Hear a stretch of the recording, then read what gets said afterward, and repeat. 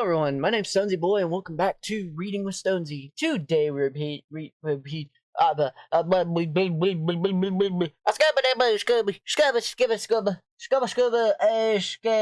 2140. Today we're reading pages 21 to 40 and I can't articulate my language because it's really bad and it makes me really angry and it makes me sad. Alright, so without further ado, and with a prayer that I don't accidentally go skibble skibble during my thing, call me Fat Albert, let's begin. She looked up from her magazine. You know, I've been thinking we might not want to knock down the wall between the living room and dining room, she said. Have more of an open concept. An open wallet's more like it, Jack said. My wallet. He stomped over to the refrigerator, new stainless steel and very expensive, and looked inside. What was the good about having a top-of-the-line refrigerator when there wasn't anything worth eating inside of it? We never have anything good to eat in this house, Jack said. Becky rolled her eyes. I had a fruit smoothie for dinner. I'd be happy to make you one, too. That's not food, Jack growled. Food is something you can chew. Becky got up from the table and started selecting fruit from the fruit bowl. Hun, I know you'd love to eat a big, juicy steak every night, but the doctor says it's bad for your cholesterol and blood sugar. A fruit smoothie with protein powder is much healthier. Besides, it wouldn't hurt you to go down a pant size. Jack's head was pounding with both hunger and anger. Nothing's ever good enough for you, is it? Everything always has to be improved. The house, your wardrobe, my waistline, everything always has to be upgraded again and again. Becky was dropping blueberries into the blender. Well, in the case of your waistline, it would be more of a downgrade that's needed. She smiled at him. It was the same smile that she used to find radiant. That paired him with tonight's criticism. It was just annoying. That's not funny, Jack said. Stop making that smoothie. I don't want a smoothie. I'm going out of a hamburger. But your cholesterol. If I die for cholesterol, at least I'll die full and happy, Jack said. Stormed out of the house. Then realized he'd forgotten his shoes and had to tiptoe back in to get them. It wasn't the dramatic exit he'd been hoping for. Jack pulled through the drive-thru of the Golden Heifer. Thank you for choosing the Golden Heifer. Order when you're ready, the voice from the speaker said. Give me a moo and oink double bacon cheeseburger, a large fries, and a peanut butter shake, Jack said. That'll be $9.25. Please pull up to the window, the voice said. Jack shoved a 10 at the young cashier in the window and grabbed his order. He pulled into an empty parking space to eat his meal. Then he unwrapped his burger. There was no bacon on it. Enraged, he got out of his car, stopped to the drive-thru window, holding the burger in his hand as evidence. The vatir, a petite young woman with the mousy brown hair, said, I'm so sorry, sir, but the drive-thru is for cars only. You need to speak to someone. You need to go inside the restaurant. I ordered the moo and oink double bacon cheeseburger, and you left out the oink, Jack yelled. I'm not going inside the restaurant. I'm standing here until you make my order right. I demand bacon. The cashier, who was probably still in high school, looked nervous. My company buddy sees no customer on foot in the drive-thru. I don't give a pledged nickel for that your company's policy is. I'm standing here until I get what I paid good money for. So, the cashier said with a quiver in her voice, there was no bacon on your burger? That's what I said, Jack thundered. Do you not speak English, or are you just an idiot? I'm sorry you're frustrated, sir, the cashier said. I'm gonna fix the problem for you, but you have to understand that I'm new at this job. Today's my first day, and if you worked for me, it would be your last, Jack said. The young woman looked like she was near tears, which Jack found strangely satisfying. Once his order was finally corrected, Jack stomped back to his car and gobbled down his food like he was a starving dog. The smoothie was not dinner. He was a man, and a man needed to eat. He knew he was consuming thousands of calories, but once the food was all gone, he still felt empty. He reached into the glove compartment and pulled out a bank statement that had come earlier in the day. Jack had a master's degree in business and was an expert number cruncher, but no matter how he crunched them, these numbers were bad. It shouldn't be this way. Many years ago, when he was in college, Jack had envisioned himself on a Wall Street as a real mover and shaker in the world of finance. Then he got panned out, he had gotten a job at a bank, and started to move his way up the ranks. He worked there for several years, and his career had been on the rise, until he got butted heads with his superiors and yelled at his subordinates one too many times and got himself fired. You're great with numbers, Jack, his old boss had said, but you're terrible with people. Hard to get along with, they had said. Authoritarian personality, they had said. Jack had figured he would build his own business. He wouldn't have been bossed around by anybody. When the pizza restaurant building had gone up for sale, he took the plunge. He knew that kind of restaurant had a big hit in other cities, so he figured it wouldn't fail. He was wrong. He frowned at the numbers on the bank statement. He didn't have to be an expert number cruncher to see that he owed more than he was earning. In Jack's pocket, his phone, the latest model which Becky had bought for his birthday with his money, rang.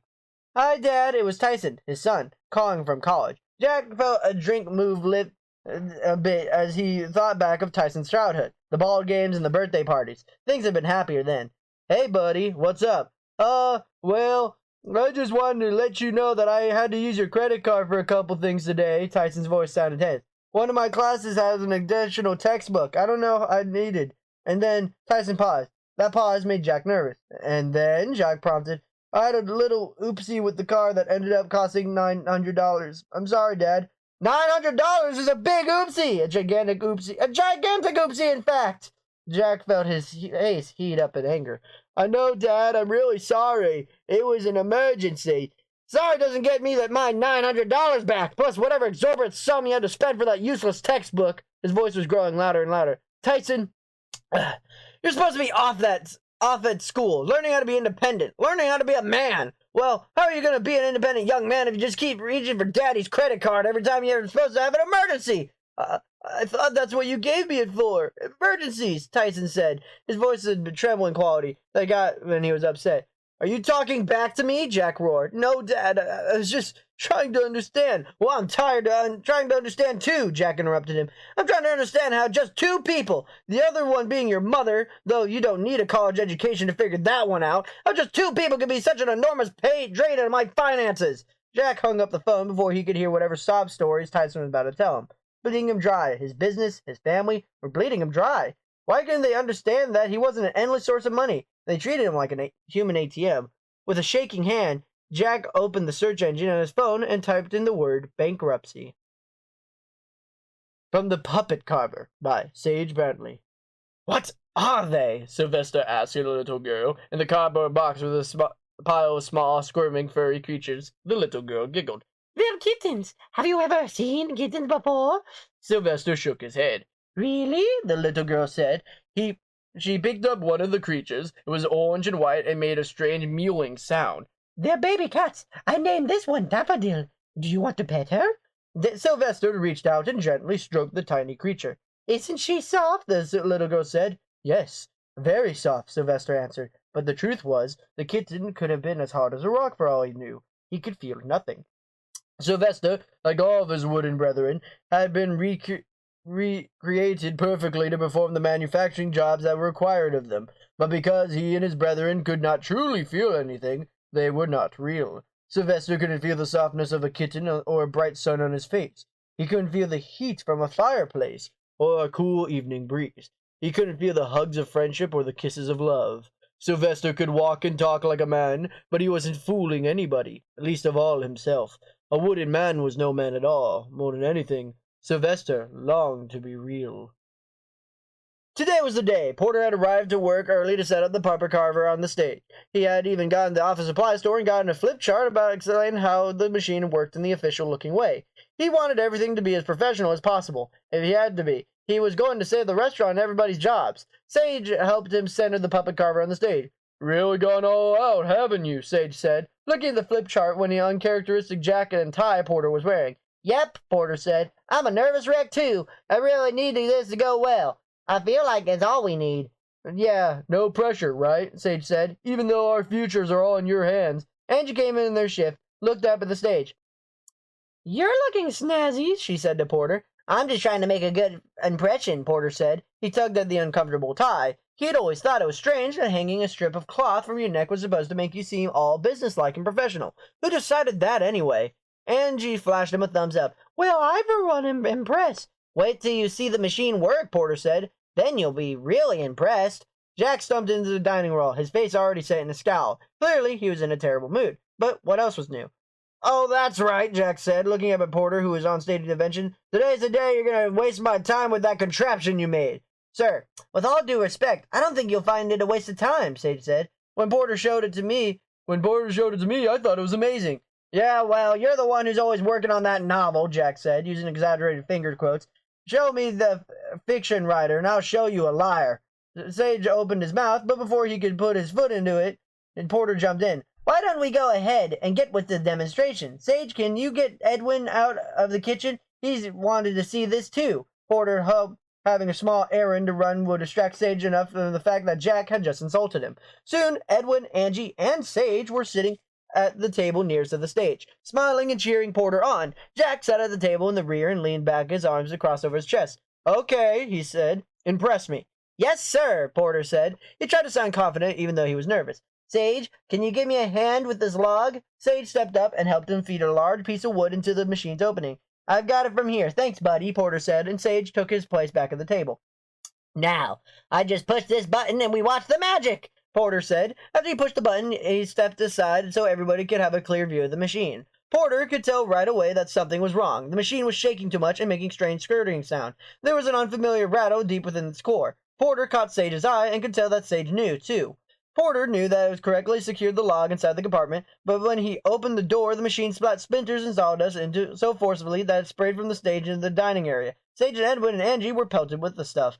Angie screamed and shielded her face. Edwin started sneezing. Sage ran up the stage. "Maybe you should turn it off, man," he said. Porter realized that they had been frozen in horror. He quickly touched the button and the machine sputtered to a stop. He looked at the big pile of shavings and sawdust in the compartment, and then, fearfully, he looked at Jack. Jack's face was a mask of rage. His lips were pressed together in a tight line. Porter knew that when those lips parted, whatever came out of them was going to be bad. It was. It came out first, not even the words, but the roar of a lion furious to discover that it's been caged. He pounded the table with his fist. Finally, the words came out. "You absolute idiot! This is some kind of sick joke?" No, sir," Porter said. He was shaking and sweating profusely. "Something must have malfunctioned this time. It was great, working great before. You can ask Sage the liar?" Jack asked, his words dripping venom. No matter how terrified he was, Porter wasn't going to let Jack talk about the best friend like that. "Sir, Sage isn't—" "Don't argue with me," Jack yelled. "You all seem to have forgotten who's in charge here." He stood up from the table. He looked at Porter, and then at Angie, Sage, and Edwin in turn.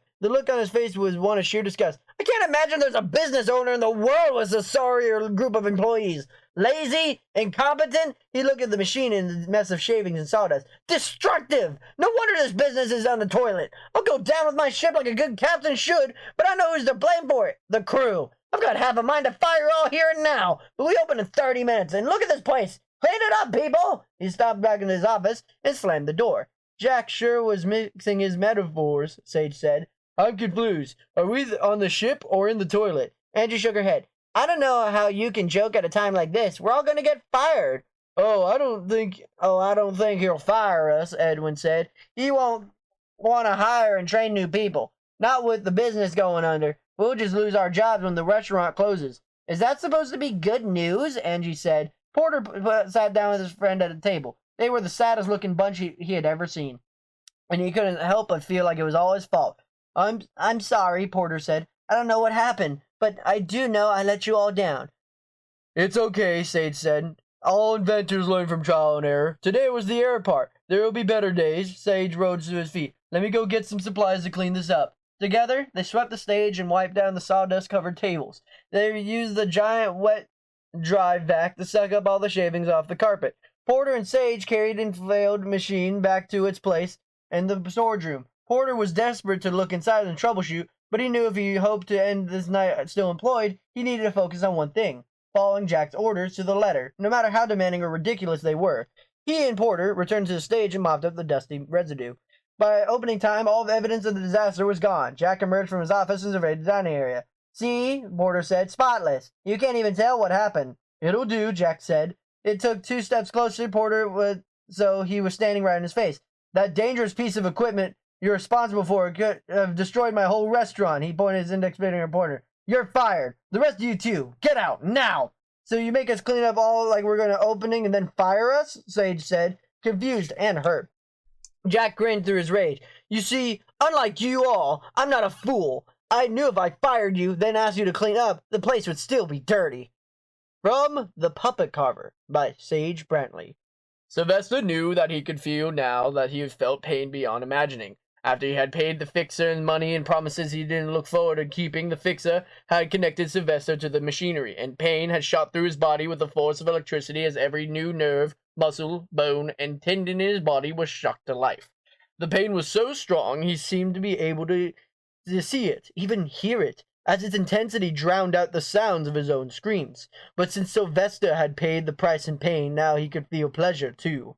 As he walked the city streets, he could feel the fresh air in his new lungs. He crossed the street, went into the park, and touched the bark of a tree. Hard, rough. He stopped at an ice cream truck and bought a cone just so he could touch his lips to its coldness. A lady walked by with a fluffy white dog on a leash.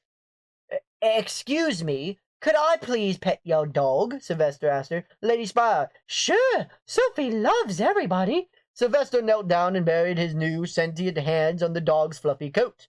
Tears sprang to his eyes. Now he knew what soft meant. "Thank you," Sylvester said to the dog's owner. The woman looked at him strangely. She said, "You're welcome," but quickly walked away. Sylvester looked down at his hands. They felt alive. For the first time in his creation, he felt alive. His hands itched and burned with desperation. All he could think about was what he wanted to touch next. Jack sat alone in his office, looking at the evening's few receipts. Only good thing about the situation was he's finally fired his idiot employees, so he could at least wallow in the misery in peace. He knew if he went home, Becky would want to talk to him about whatever new ways she found to spend the money that they didn't have. He knew that he should talk with Becky about finances, but he couldn't bring himself to do it yet. Becky had married him in part because he was a good catch with a promising future. How could he tell her that he had made good on the promise? Would she even stay with him if the money ran out? This was a woman who grew up in the mother telling her it's just as easy to love a rich man as a poor man, who had jokingly suggested that the words were for poorer be struck from their wedding vows. Tick, tick. It was that noise. Jack didn't know if it had been going on a while without him noticing it, just started. Either way, now he had heard it, and he couldn't stop hearing it. Tick, tick. It sounded like an especially loud watch, or ticking time bomb. It sounded like he planted a bomb in the restaurant. If they had, it was a blessing. Jack tried to turn his attention back to the bookkeeping, but the noise was too distracting. Tick, tick. It was more than distracting. It was maddening. What was that Edgar Allan Poe story Jack had read in high school, where the guy kills the old man and gets driven crazy by the nonstop beating sound of the old man's heart? Was it like that? Tick, tick. The sound seemed to be coming from behind the stage. Maybe it had been something to do with the animatronics. Well, there's no way to get any of work done with the sound rattling on in his brain. He might as well try to find the source and see if he can make it stop. Tick, tick. The sound was louder than it was on stage, so he definitely was getting warmer. Then they went backstage to the storage room. Tick, tick. The sound was much louder now. It seemed to be coming from the back of the room behind an old dusty curtain one of his idiot employees had hung up for some reason. He pulled back the curtain. Tick, tick. The sound was much louder now. Unbearably loud. Jack clamped his hands over his ears. He looked at the disabled animatronics lined up as figures in the wax museum. They weren't here the noise was coming from. Tick, tick! It was coming from the contraption, the horrible mechanical abomination that fool Porter had made. The ticking sound, clearly coming from deep inside the machine's bowels, was making it shake so hard it seemed in danger of falling over. Jack pushed a button on the outside, but nothing happened.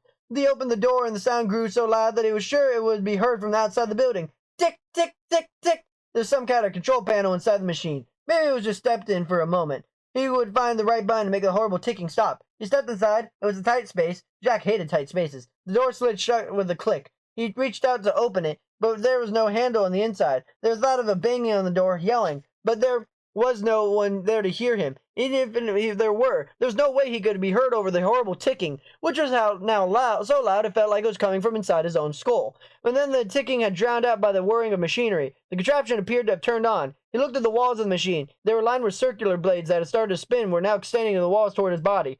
What was that idiot had called this machine? The puppet carver? Jack started to pound in terror. He was going to be carved. There was no way to escape. All around him, the sharp metal blades reached toward his body, less than an inch from making contact with his arms, his legs, his face. This was it. He was going to die, and painfully. How long would it take, he wondered, for someone to find his body? No one could think or look at him in here, not until there was a smell. Jack shut his eyes and prepared for the worst. Bang! He gasped, started by the deafening noise. A loud bang was followed by a cloud of black smoke that filled the small space where Jack was trapped. There was a smell of ozone. He coughed and wondered if it would asphyxiate before the blades in the machine had time to shred him. Wait! The blades! The blades had stopped spinning! The machine was quiet. It must have malfunctioned in some way. The door slid open, releasing the smoke from the compartment. The machine was made a sad brrrring noise, and then was still. Jack was alive! He couldn't believe it. He stepped down into the compartment like he was stepping into a new, better world. He looked himself over. No harm done. Not to him, anyway. The puppet carver might be broken beyond repair, but it hadn't actually worked right in the first place. Jack felt himself smiling. When it was the last time he had smiled genuinely, he couldn't even remember. But now, back on the cliff of edge of death, There seemed to be so many reasons to smile. The problems that had consumed him before didn't seem as important. Money didn't matter that much. All that mattered was that he was alive. Jack walked out of the building. He looked up at the night sky. The stars sparkled, and the moon blanketed the world in the silver glow. It was so beautiful that tears sprang to his eyes. When was the last time he had really seen the moon and stars? When was the last time he had cried? Looking back at the last decade of his life, the only feelings he could remember were anger and fear. Anger of his employees and his wife and his son. Fear of losing money, power, and status. What kind of life was that? Well, that stopped now. It was a new day. Well, a new night anyway. It was going to be nicer to his wife, to his son, to his employees, to the random people that he transacted with day-to-day life. Jack was his heart brimming with love and kindness. He was like Ebenezer Scrooge on A Christmas Carol after his encounter with the ghost. No longer a mean old miser, but a man who would find the goodness in life and people who had been within himself. Jack got out in his car. How fortunate he was to have a nice car. How fortunate it was the car at all. Many people were not so lucky. He started a car and headed toward home. He hoped Becky was still awake. He had a lot to say at her. "Oh," he said as he drove by the Golden Heifer. He turned back to the restaurant and pulled into the drive-thru line. When it was his turn, the voice in the intercom said, "Thank you for using Golden Heifer. Please order when you're ready." "Actually, I have a question to ask you," Jack said. "Yes," the voice said. "Are you the young lady who was working the drive-thru Tuesday night?" he asked. Yes, sir." She sounded uncomfortable. "Good. I've got something I need to say to you. I'll just pull up to the window, okay? Would you like to speak to the manager?" "No, my beef is with you," Jack laughed. "Get it? Beef? 'Cause you sell hamburgers." We couldn't tell the drive-thru worker thought it was funny or not. When he pulled up to the window, the young woman said, "Oh, you." "Yes, me," Jack said, "and I'm a very different me than I was last night. I want to apologize for my behavior. You were learning the new job, and you were doing your best and being very polite, and I was rude. I'm sorry." "Thank you," the young woman said, but her inflection rose as if she were asking a question. Clearly, he was finding the encounter puzzling. "Thank you," Jack said, "for your politeness and understanding." He sat there and smiled at her. "You're welcome." The young woman looked at the line of cars going behind Jack's vehicle. "Did you want to order anything, sir?" he asked. "No, I'm good." He found himself chuckling. I'm really, really good. You have a nice night now." "You too." Jack drove away, feeling the weight of one of his regrets lifting. But fixing one isolated incident like a drive-through dust-up was easy. With Becky, with Tyson, there were years of bad behavior on his part. Way more he could fix than a simple "I'm sorry." Pretty good, all things considered. I'd like to say. I mean, yeah, he got swallowed and be remade, but I think I already know the direction this is going of, oh, it's not actually Jack, it's one of the puppets. And later on in the story, we'll find out it's not Jack. Ooh, you know, that type of thing. That type of thing. But yeah. One sip of water later. Today we read pages 21 to 40. Still love that animation, and I still don't remember doing it. 21 to 40. Next time we'll be reading pages 41 to 62, which will be the end. Wow. This is a short story. Or, well, shorter. Then again, I've been reading a book in my own personal time. The book is titled, and it's a future, it's definitely going to be a future audiobook. Like, way, way, way down the line. But the book I'm reading right now is called, A Killing Cold, and it's pretty good, actually. It's not that bad. I'm losing my voice. Here's a lesson. Drink water. As a matter of fact, go to your local Roses or thrift shop, buy a blender, and buy fruits, and make smoothies. That also helps me, but I'm out of fruits. And I've been drinking nothing but smoothies and milk for these past couple days. Honestly, breakfast doesn't need to be all that. Just make a smoothie or make a glass of milk. That's what I had today, a glass of milk. That's all I had for breakfast. You know what? Don't take it from me. I weigh 163 pounds as of recording, so maybe don't listen to me. Anyways, hope you guys have a super fantastic, wonderful day. Be polite, be efficient. Make sure to like, comment, and subscribe, and I'll see you guys next time.